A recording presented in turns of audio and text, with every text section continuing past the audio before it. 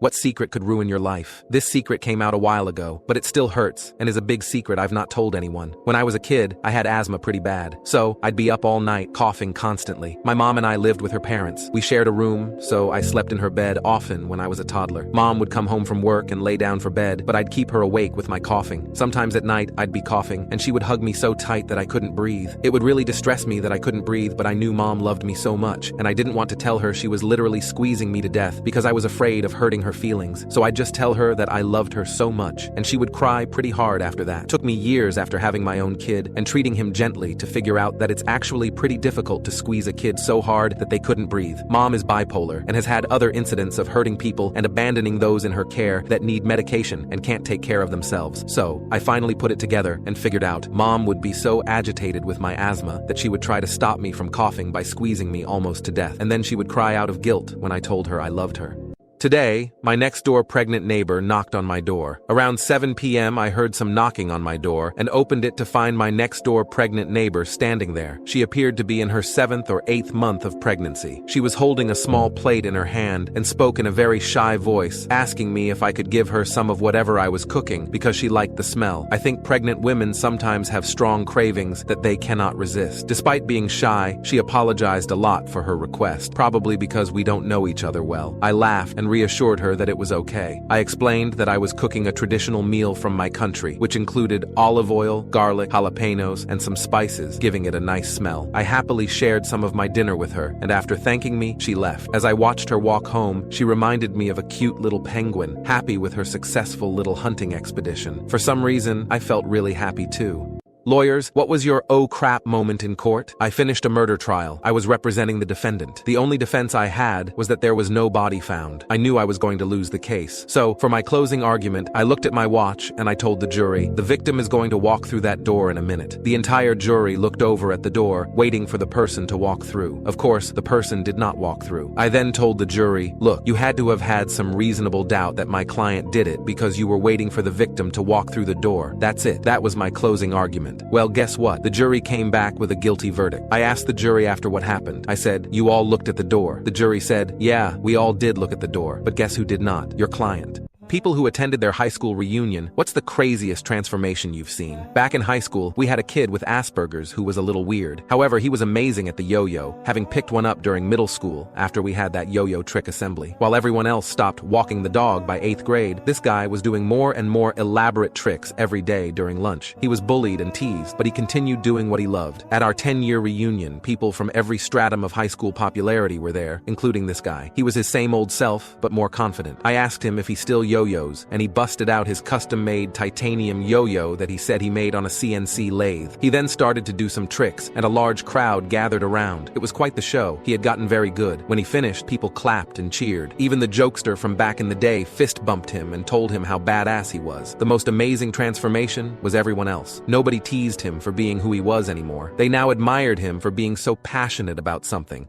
Police officers, what was your biggest plot twist in the case? One time a friend of mine was having a really hard time controlling a pregnant lady he pulled over in a traffic stop. She had multiple felony warrants. He was trying to handcuff her but didn't want to physically manhandle her because of course she's pregnant. So he calls in for backup and waits for them as she is punching and screaming at him, trying to run away. She was a gangbanger and knew how to throw a punch or two. My friend just holds on to her arm the best he can while waiting for backup. Backup arrives around 2 to 3 minutes later and comes running over to them. Backup asks what's the problem and why he isn't taking her into custody more forcefully. My friend says, because she is pregnant and I don't want the baby to get hurt. The woman's eyes open wide and in the maddest voice possible, screams at him, I am not pregnant, you cunt motherfucker. She was then thrown on the ground, handcuffed and arrested with additional charges added to her warrants. Turns out she was just fat.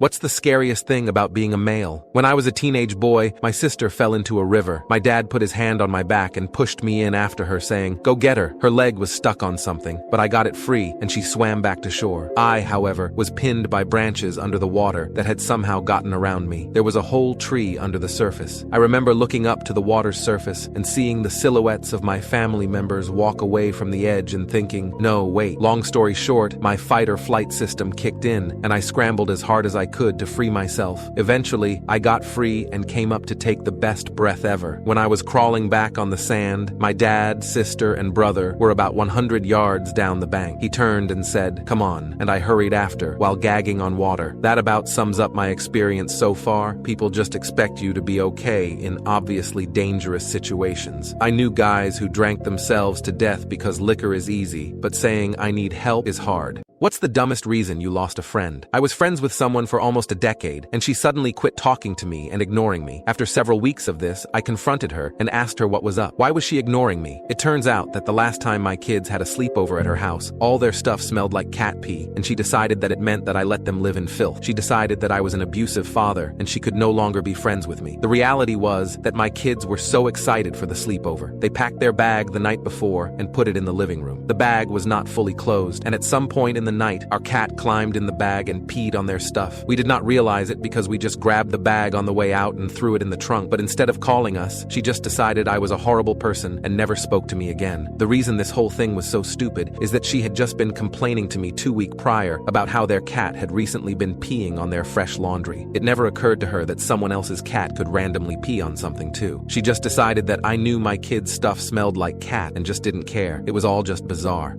As a teenager, what was the worst thing your parents ever walked in on you doing? It was the girl I was dating's birthday. I was doing some work during the day, then taking her out that evening. When I finished my work, I called her, told her I was going to jump in the shower, then head over. She suggests I bring clothes and we can have some fun in the shower together before going out. Sounds great. I get there and she greets me at the door nude. I end up sitting on her couch with her sitting on the floor going down on me. That is when her mom walked through the front door. It was the girl's apartment, but her mom was in the area, has a key, and decided to swing by and wish her happy birthday. She knew the girl had met me and was seeing me, but had no idea things had gotten this far. My girlfriend jumps up, grabs her mom, and pulls her into the bedroom where she proceeds to yell at her about barging into her apartment without knocking. I'm stuck in the living room, nude and harder than Chinese algebra, and my clothes are in the bedroom. I end up awkwardly covering up with a couch pillow, then nodding an even more awkward hello to her mom when she left. 2 weeks later, we went to her parents' house for dinner. Her mom walks up to me, hugs me, and says, "Good to meet you with pants on." It broke the ice, and we all had a good laugh about it.